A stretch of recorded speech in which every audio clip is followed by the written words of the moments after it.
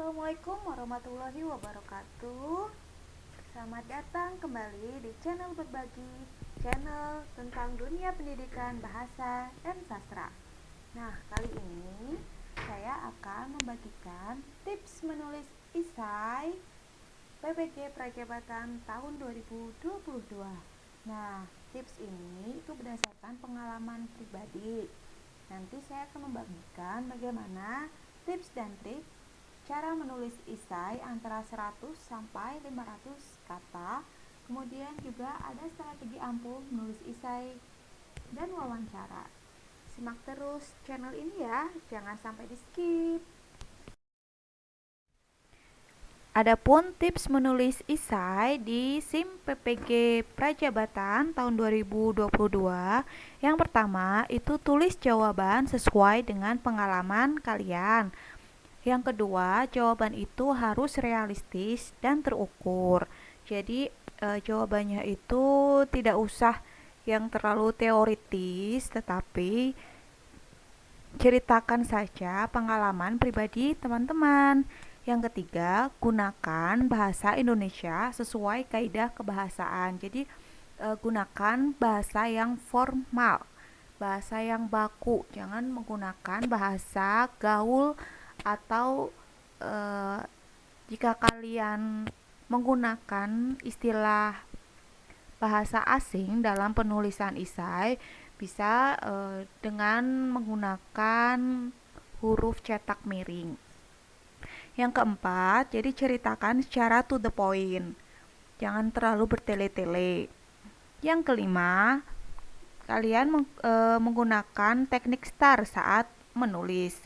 Nah, apa itu teknik STAR? Nanti akan saya jelaskan di pembahasan berikutnya.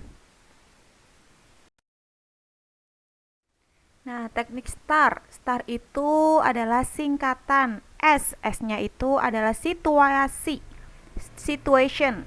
T. T-nya itu task atau tugas yang diberikan. A. A itu action, jadi apa yang kalian lakukan. Dan R. R itu result, hasilnya itu bagaimana. Nah, teknik STAR ini itu bisa kalian gunakan saat menulis esai maupun wawancara. Jadi ketika menjawab pertanyaan-pertanyaan dari asesor, gunakan teknik STAR ini. Ini salah satu teknik yang ampuh yang biasa digunakan saat proses wawancara, baik itu di perusahaan atau saat proses penerimaan kerja di manapun. Nah, jadi contoh dari teknik STAR ini itu bagaimana? Contohnya itu begini. Misalnya ada pertanyaan, apa motivasi Anda menjadi seorang guru? Nah, kalian jawab saja menggunakan teknik STAR ini. S-nya tadi kan situation atau situasi. Jadi situasinya bagaimana? Situasi yang melatar belakangi keinginan kalian untuk menjadi seorang guru. Misalnya, motivasi saya menjadi seorang guru itu berawal dari pengalaman mengajar pada tahun 2011. Kemudian T-nya itu task atau tugas yang diberikan. Jadi tugas-tugas apa saja yang kalian hadapi saat itu. Contohnya begini, saat itu ada tetangga saya yang meminta tolong untuk mengajar les anaknya. Nah, anak tersebut itu hampir dinyatakan tidak naik kelas dikarenakan banyak nilai raportnya yang di bawah KKM atau kriteria ketuntasan minimal. Kemudian A-nya itu action. Jadi apa saja sih yang kalian lakukan saat itu? Contohnya begini, saya membantu anak tersebut dengan melakukan proses pendampingan belajar. Adapun hal-hal yang saya lakukan seperti memberikan latihan-latihan soal harian, kemudian membuat ringkasan materi pelajaran, membantu membimbing anak mengerjakan tugas yang diberikan oleh guru, dan lain sebagainya. Nah, kemudian R-nya itu resultnya, hasilnya. Hasilnya, anak tersebut itu naik kelas dan mendapatkan hasil belajar yang memuaskan. Nah, teknik STAR ini itu sangat ampuh untuk menonjolkan keunggulan kalian tanpa terkesan kalian itu sombong begitu. Jadi menjawab keunggulan kalian itu secara elegan. Nah, ini yang sangat dicari para HRD atau recruitment atau si pewawancara.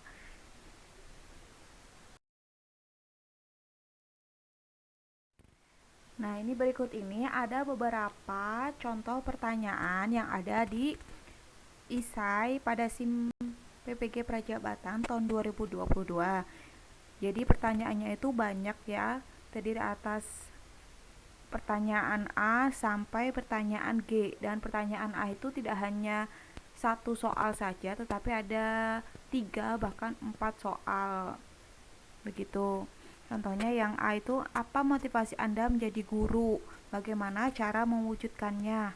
Nah, kemudian juga ada pertanyaan kelebihan apa yang mendukung peran Anda sebagai guru? Kemudian tantangan apa biasanya yang Anda hadapi untuk mewujudkan motivasi Anda tersebut? Yang B, kemudian ceritakan pengalaman Anda bagaimana dalam proses pengembangan diri.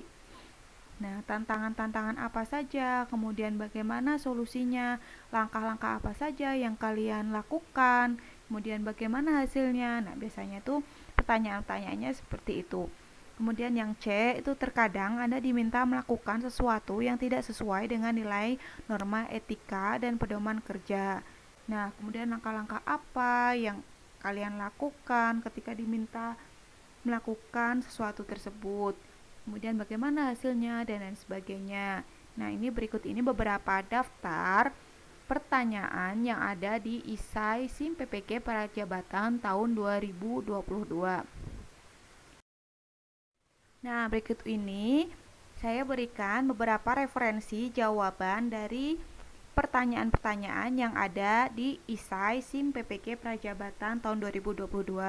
Tapi saya menjawabnya ini per poin saja ya, tidak saya jawab secara detail. Jadi teman-teman itu bisa menggunakan referensi ini ketika teman-teman masih bingung atau kesulitan dalam menjawab ISAI-nya.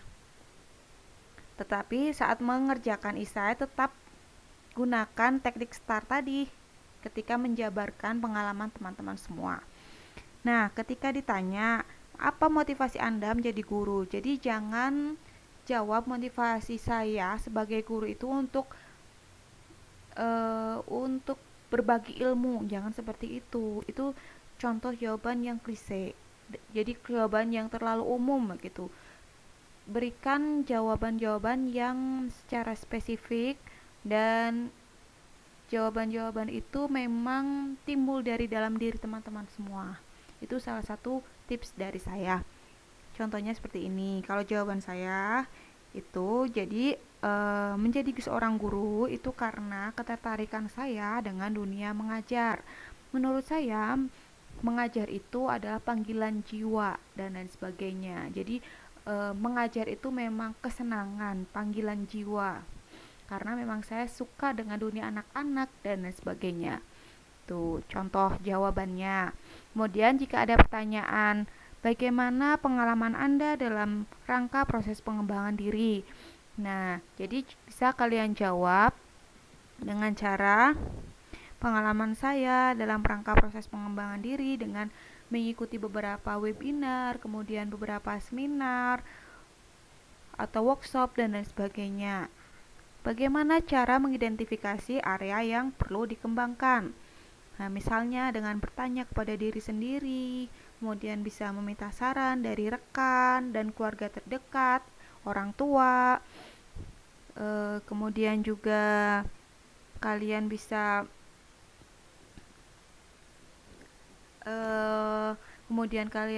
merefleksikannya terhadap diri sendiri dan lain sebagainya.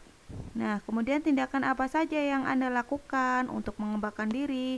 Misalnya dengan membaca buku, mengikuti seminar, webinar, belajar dari YouTube atau dari media online yang lain dan lain sebagainya. Apa tantangan dan kesulitan yang dihadapi? Misalnya dalam proses pengembangan diri, itu tantangan yang dihadapi itu muncul dari dalam diri seperti proses manajemen waktu, memerangi rasa malas dan lain sebagainya.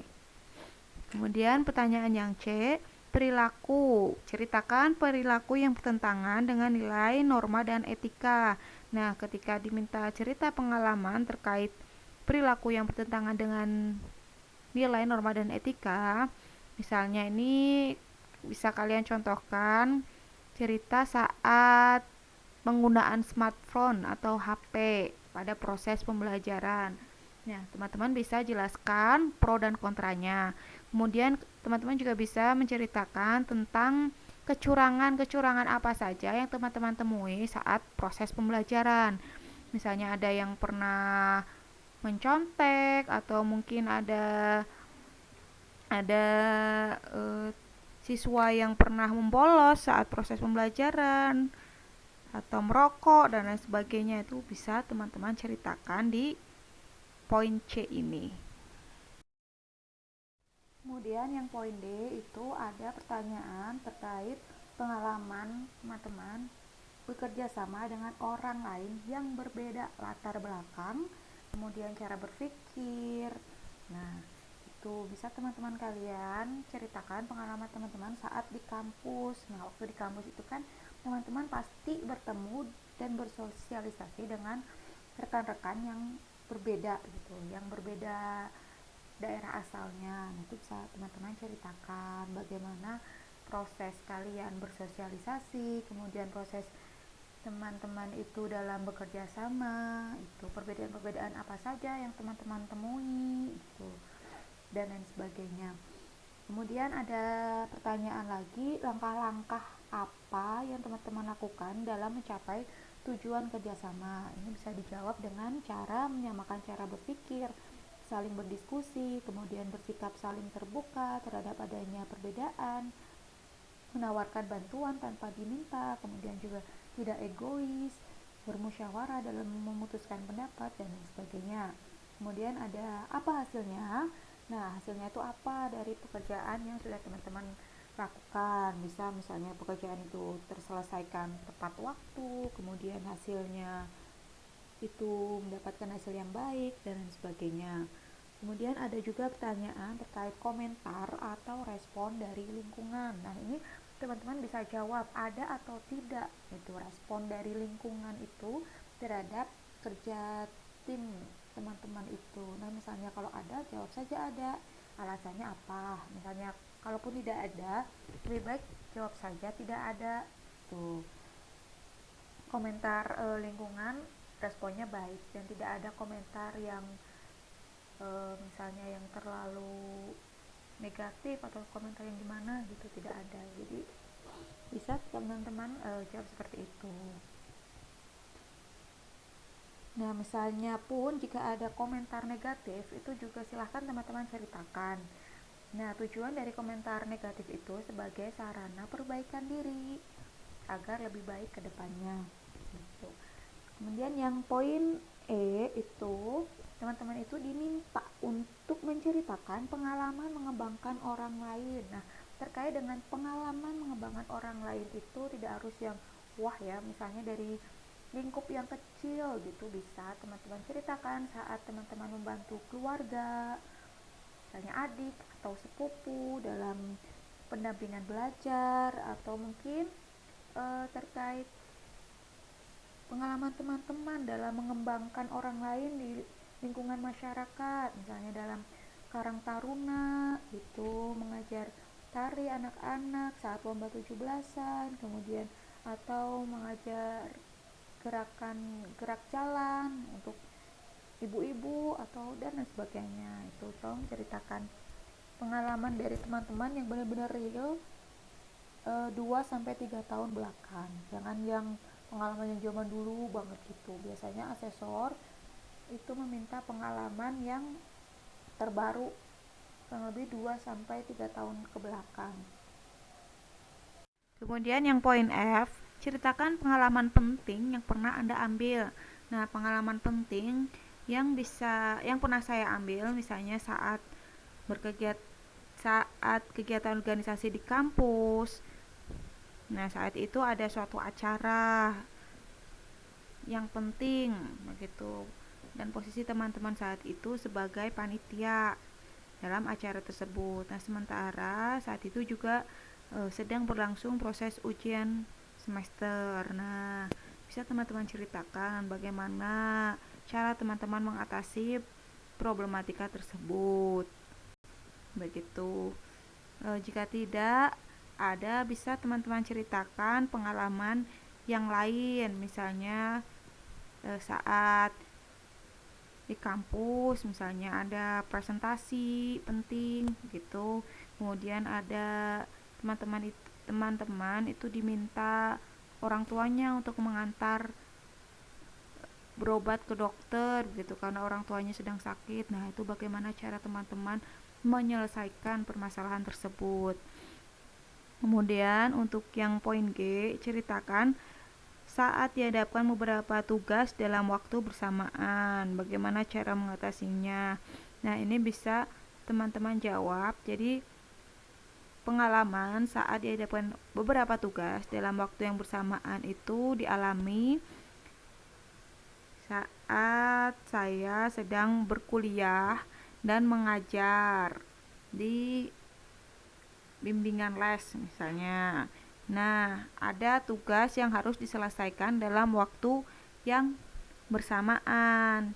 Cara saya mengatasinya dengan membuat daftar prioritas, kemudian juga langsung mengerjakan tugas yang diberikan saat itu juga tanpa menunda-nunda. Nah, itu dan lain sebagainya. Ini salah satu contoh referensi jawaban yang teman-teman bisa gunakan dalam menulis esai di SIM PPG Prajabatan tahun 2022.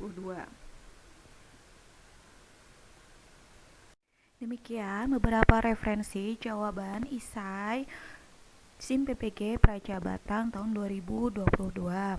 Nah, kemudian tips selanjutnya, ketika kalian mengisi esai itu jangan lupa disimpan. Bisa di file Word atau bisa juga jawaban kalian itu kalian foto lewat ponsel. Kenapa harus disimpan? Karena nanti jawaban-jawaban esai kalian itu pasti akan ditanyakan saat tes wawancara. Nah, jadi harus disimpan jawaban-jawaban esai kalian. Jangan asal mengerjakan saja, tetapi pikirkan dengan baik jawaban-jawaban esai kalian tersebut. Karena nantinya pasti akan keluar saat tes wawancara, itu pasti ditanyakan sama asesor. Itu berdasarkan pengalaman dari saya pribadi waktu ikut seleksi PPG Prajabatan gelombang pertama. Jadi buat teman-teman yang sedang berjuang di gelombang kedua, tetap semangat. Semoga kalian sukses ke depannya. Wassalamualaikum warahmatullahi wabarakatuh.